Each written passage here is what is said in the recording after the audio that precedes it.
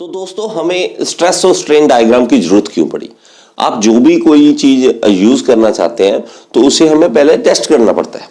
क्यों? क्योंकि वो कितनी लिमिट तक स्ट्रेस ले सकता है, आप ऊपर इसके कितना लोड डाल सकते हैं। ठीक है, लोड डालने से मैक्सिमम वैल्यू कितनी लोड की होगी ताकि वो टूटे ना। तो हम क्या करते हैं कि हाथों से तो खींचा नहीं जा सकता। ठीक है, कि अगर मैं कहूं कि रबड़ है तो ठीक है, आपने हाथ से खींच ली, नहीं तो उसमें वैल्यूज नहीं आएगी।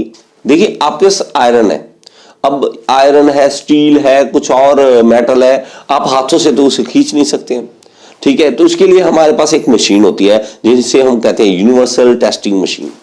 तो जो यूनिवर्सल टेस्टिंग मशीन है, उस मशीन में हम जब उसको बार को टाइट कर देते हैं तो वो मशीन उसको खींचती है। वो खींचने से क्या होता है कि उस पर स्ट्रेस डलता है। अब स्ट्रेस जितना जितना डलता जाएगा उतनी उसको स्ट्रेन बढ़ती जाएगी। अब स्ट्रेन क्या थी कि लेंथ बढ़ती है। ठीक है, आप जैसे एक रबड़ है तो आप उसे खींचते हो तो उसमें क्या होता है, स्ट्रेस बढ़ती है और खींचने वो खींचा जाता है रबड़, तो वो रबड़ जो खींचा है तो उससे स्ट्रेन आ जाती है। अब हमारे पास जो आयरन है उसमें भी स्ट्रेस और स्ट्रेन दोनों होंगे। तो स्ट्रेस आप डाल रहे हो, उसके कारण स्ट्रेन आ रही है, लगातार खींचा जा रहा है। तो उसकी हम वैल्यूज लेंगे, उसका एक ग्राफ बनता है, इजीली आपको समझ आ सकता है, ध्यान से देखते रहिए इसको। देखिए पहले मैंने इसमें इस एक्सिस पे, वाई एक्सिस पे मैंने क्या किया है कि स्ट्रेस लिया है और एक्स एक्सिस पे मैंने स्ट्रेन की वैल्यू ली है। आप किसी भी मेटल पे ये टेस्ट कर सकते हैं। तो हम उस पे जब लोड डालना शुरू करते हैं, मान लीजिए स्टार्टिंग में आपने 10 न्यूटन पर mm स्क्वायर का स्ट्रेस डाला उस पे, तो उसके कारण उसमें थोड़ी सी स्ट्रेन आ जाएगी। तो आपको एक अगर लॉ पता है, हुक्स लॉ, तो हुक्स लॉ क्या कहता है, stress is directly proportional to strain up to elastic limit. ये बोलता है वो, stress is directly proportional to strain up to elastic limit. तो हमारा जैसे जैसे स्ट्रेस बढ़ेगा वैसे वैसे स्ट्रेन बढ़ती जाएगी। ठीक है, जैसे सीधी सी बात है, जितना किसी चीज को खींचोगे उतना वो खींचा जाएगा, है ना। यही होता है कि आप जितना स्ट्रेस डाल रहे हो खींचा जा रहा है उतना ज्यादा। स्ट्रेस डाली तो स्ट्रेन आ गई, तो ये दोनों पॉइंट आपस में जब मिले, ये वाला और ये वाला, तो ये पॉइंट बन गया। अब आपने और इसको स्ट्रेस डाली 20 की कर दी, तो स्ट्रेन भी बढ़ के यहां पे आ गई, कुछ वैल्यू है, ठीक है, यहां पे आ गई, ये दोनों मिल गए। और स्ट्रेस डालोगे तो और स्ट्रेन बढ़ जाएगी। इस तरह से हमारे पास पॉइंट्स आते जाएंगे, स्ट्रेस डालते जाओगे स्ट्रेन बढ़ती जाएगी और इस तरह से ये पॉइंट्स बनते जाएंगे। और आप जब देखोगे कि ये हो क्या रहा है, तो ये एक स्ट्रेट लाइन बनती जाएगी, ये एक स्ट्रेट लाइन। लेकिन अब ऐसा टाइम आता है कि इसकी प्रोपोर्शनैलिटी की लिमिट आ जाती है कि स्ट्रेस डायरेक्टली प्रोपोर्शनल स्ट्रेन ये चलता रहता है, लेकिन एक पॉइंट ऐसा आता है जब उसकी लिमिट आ जाती है। देखिए हर चीज की लिमिट है, दुनिया में कोई भी ऐसी चीज है जिसकी लिमिट ना हो। ठीक है, बस सिर्फ पैसा कमाना है जो उसकी लिमिट नहीं है इंसान की, बाकी हर चीज की लिमिट है। तो नेचर ने चीज बनाई है, उसकी लिमिट रखी हुई है। तो जैसे जैसे आप स्ट्रेस बढ़ाते जाओगे स्ट्रेन बढ़ता जाएगा, लेकिन एक पॉइंट आएगा, ए पॉइंट, मैं आपको समझा रहा हूं, जो ए पॉइंट, ये जहां जाके लिमिट ऑफ प्रोपोर्शनैलिटी आ जाएगा। ए है लिमिट ऑफ प्रोपोर्शनैलिटी।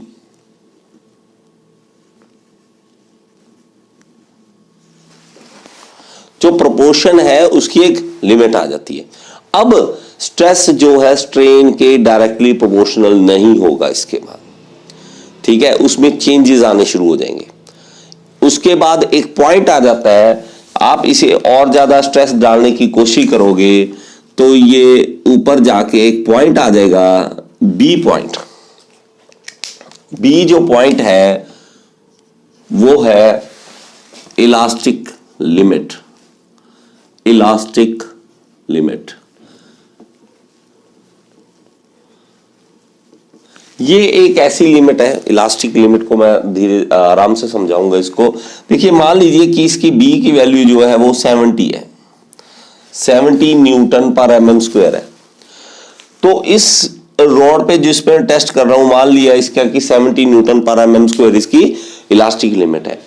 देखिए 1 mm स्क्वायर की रॉड पर आप 70 न्यूटन का अगर फोर्स इससे ज्यादा लगाएंगे, इस लिमिट पे लगाएंगे, तो ये अब ये जो खींचा था आपने, वो अब इलास्टिक नहीं रहेगा, वो प्लास्टिक बन जाएगा। देखिए हमारी भाषा बड़ी अजीब सी है, हम चीजों को जो वर्ड्स है हम उन्हें चीज मान लेते हैं। देखिए प्लास्टिक कोई ये नहीं होता कि वो प्लास्टिक की बाल्टी है, प्लास्टिक का मग है तो वो प्लास्टिक है।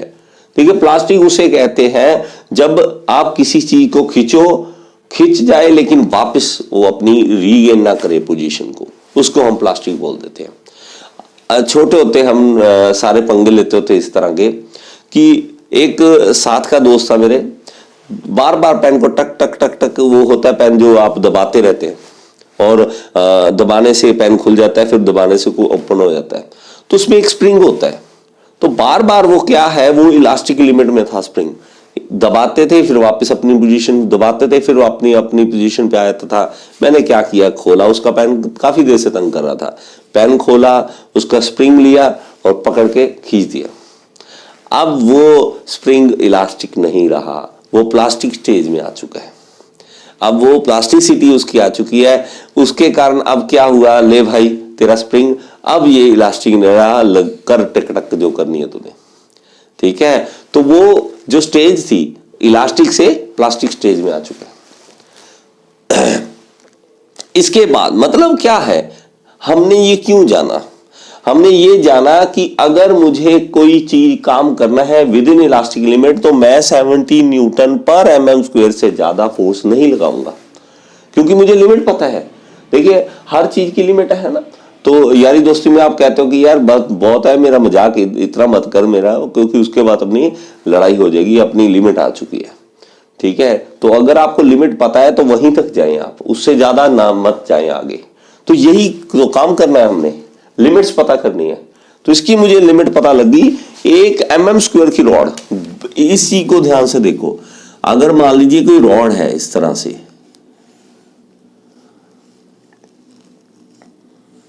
इस तरह से रॉड है और ये 1 mm लंबाई मोटाई है इसकी और ये चौड़ाई 1 mm है।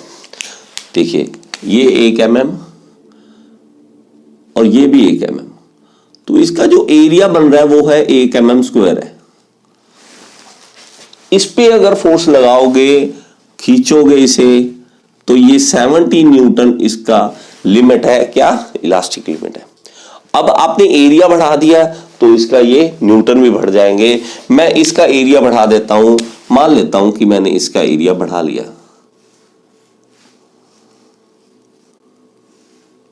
देखिए एरिया बढ़ने से मान लो मैं कह दिया कि 2 mm ये है और ये भी 2 mm है, 2 दूनी 4, तो इसका एरिया क्या बन गया 4 mm स्क्वायर।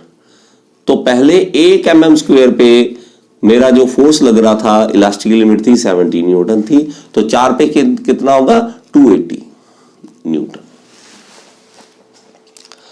तो 1 mm स्क्वायर पे पता हो तो फायदा है, 1 mm स्क्वायर के लिए निकालो। यही तो हम काम करते हैं, कभी भी कोई भी सामान खरीदते हैं, कोई भी काम करते हैं तो एक में करते हैं कि 1 किलो का रेट बताइए, एक चीज का रेट बताइए, एक का, तो गुना करना आसान हो जाता है हमें।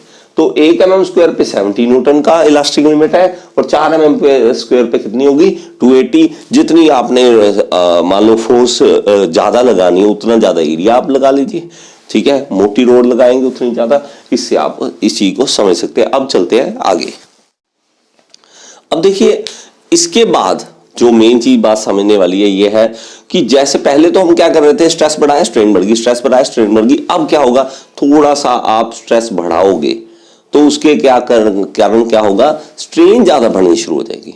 स्ट्रेस कम लगाओगे स्ट्रेन ज्यादा बढ़नी शुरू हो जाएगी, ठीक है। फिर वही बात, अगर आप लिमिट के बाद किसी के साथ पहले इतना मजाक कर रहे थे, दोस्तों के साथ कोई दिक्कत नहीं आ रही, इलास्टिक लिमिट में था, वो वापस दोस्त आपका बन जाता था, लेकिन उसकी लिमिट के बाद उसको आप एक वर्ड भी कहो वो आपके साथ लड़ाई बढ़ जाती है।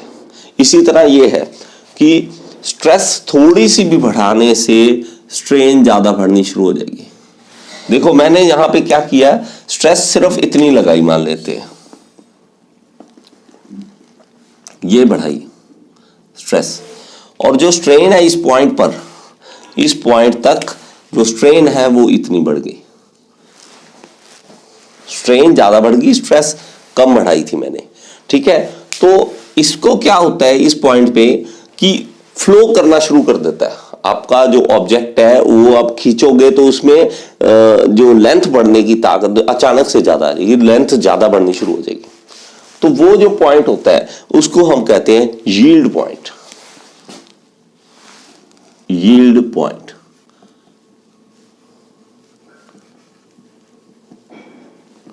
ये कर्व ऊपर जाकर थोड़ी सी नीचे आती है कर्व, ये कर्व नीचे आती है, और ये जो पॉइंट इसका बनता है, डी पॉइंट जो बनता है इसका, वो बनता है इसका लोअर यील्ड पॉइंट। ये बन गया था क्या, अपर यील्ड पॉइंट, और जो डी है, डी पॉइंट, वो बनेगा लोअर यील्ड पॉइंट।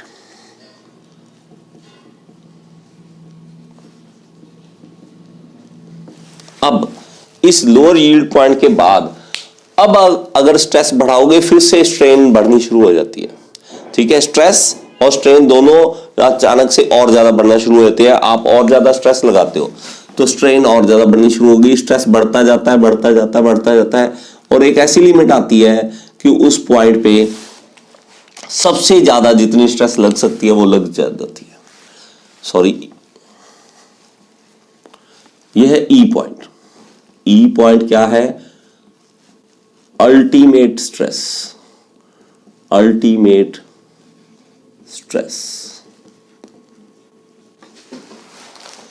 तो अल्टीमेट पॉइंट आ जाता है इसका। इस अल्टीमेट पॉइंट को मैं मान लेता हूं कि यहां पे है 100 है, तो अल्टीमेट पॉइंट इसका, अल्टीमेट स्ट्रेस जो है इसका वो है 100 न्यूटन पर mm स्क्वायर, कि 1 mm स्क्वायर पे 100 न्यूटन का मैक्सिमम आप स्ट्रेस लगा सकते हो। इससे ज्यादा इसमें आप लोड लगाओगे, इसमें ज्यादा स्ट्रेस इससे ज्यादा नहीं होगी, ठीक है। तो मैक्सिमम जो स्ट्रेस आएगी इसमें 100 न्यूटन पर mm स्क्वायर की। अगर आप और कुछ इसमें फोर्स लगाने की कोशिश करोगे तो फोर्स उल्टा स्ट्रेस बढ़ेगी नहीं, स्ट्रेस कम होगी अचानक, और यहां पे F पॉइंट आ जाएगा। F पॉइंट जो होगा वो होगा ब्रेकिंग पॉइंट, ब्रेकिंग पॉइंट।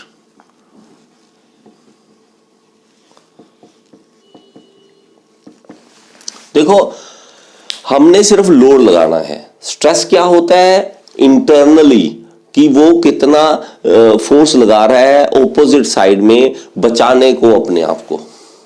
जो ऑब्जेक्ट है, आपने क्या किया, आपने किसी ऑब्जेक्ट पे फोर्स लगाया, लोड लगाया इस तरह से, तो वो जो ऑब्जेक्ट है अपने आप को बचाना चाहता है कि मैं ना टूटूं, तो अंदर से वो अंदर से खींचता है अपने आप को इधर, कि नहीं मैं नहीं टूटना चाहता। वो आप खींचते हो, वो कहता नहीं मैं नहीं टूटना चाहता। वो जो अंदर की फोर्स है जो उसको बचा के रखी हुई है वो होती है स्ट्रेस। तो वो जो वेरिएशन स्ट्रेस की है, इसकी कितना बढ़ गया, स्ट्रेस कितना बढ़ गया, वो जो स्ट्रेस है वो यहां पे दिखाई देती है। हमने सिर्फ लोड लगाना है, ठीक है। जो इंटरनल स्ट्रेस है वो मटेरियल का काम है, और उसको ताकत, मॉलिक्यूल्स को ताकत उस भगवान ने दी है, नेचर ने दी है। उसे कितना उसके पास स्ट्रेस होगा वो सारा कुछ इंटरनल जो है उस भगवान के हाथ में था, ठीक है। उन्होंने बना के दे दिया, हमने मॉडिफिकेशंस कर दी, उसमें स्ट्रेस बढ़ाने के तरीके भी देख लिए, ठीक है। देखो, पंगे लेना इंसान का काम है, हमने वो कर चुका है। तो मेरे पास इस तरह से वो स्ट्रेस जो है, ये वैल्यू जो है इसकी स्ट्रेस की यहां पे दिखाई जाती है, और इसके बेस पे आपको ऑब्जेक्टिव क्वेश्चन बहुत सारे आ सकते हैं पेपर में, ठीक है। एक बार फिर से, स्ट्रेस बढ़ा, स्ट्रेन बढ़ी, तो ये limit of proportionality, elastic limit, upper yield point, lower yield point, ultimate stress और ब्रेकिंग पॉइंट। अल्टीमेट स्ट्रेस क्या होती है, मैक्सिमम। देखिए, इससे ज्यादा सहन नहीं कर पा रहा, जो अंदर जो आपका मॉलिक्यूल्स है, ऑब्जेक्ट के मॉलिक्यूल्स है, वो कहते हैं बस मैक्सिमम मैं इतना बर्दाश्त कर सकता हूं, इससे ज्यादा पकड़ नहीं पा रहा हूं। अगर फिर इससे ज्यादा मैं लोड बढ़ाने की कोशिश करूंगा दूसरी तरफ से तो वो टूट जाएगा, यही होता है किसी भी चीज के साथ। आपको कोई इधर से पकड़ ले, साइडों से खींचे, और आप पूरा जोर लगा रहे हो कि नहीं मैं टूटने नहीं दूंगा अपने आप को, तो आप जो जोर लगा रहे हो वो स्ट्रेस है, वो जो दूसरी तरफ से खींच रहा है वो लोड है। तो अंदर से जो आ रही है वो स्ट्रेस है, वो स्ट्रेस यहां पे समझाई हुई है। आप मुझे कमेंट्स में ये बताते जाइए कि आपको कौन सा टॉपिक और समझना है, क्या कमी रह रही है और क्या आपको समझ आए, ये मुझे कमेंट में बताते जाइए, ताकि मुझे ये समझ आए कि आपको कितने % समझ आ रहा है। इसमें कोई कमी रह गई है तो आप मुझसे कमेंट में पूछ सकते हैं। मुझे बताइए कि आपको समझ आया या नहीं आया। Thank you so much.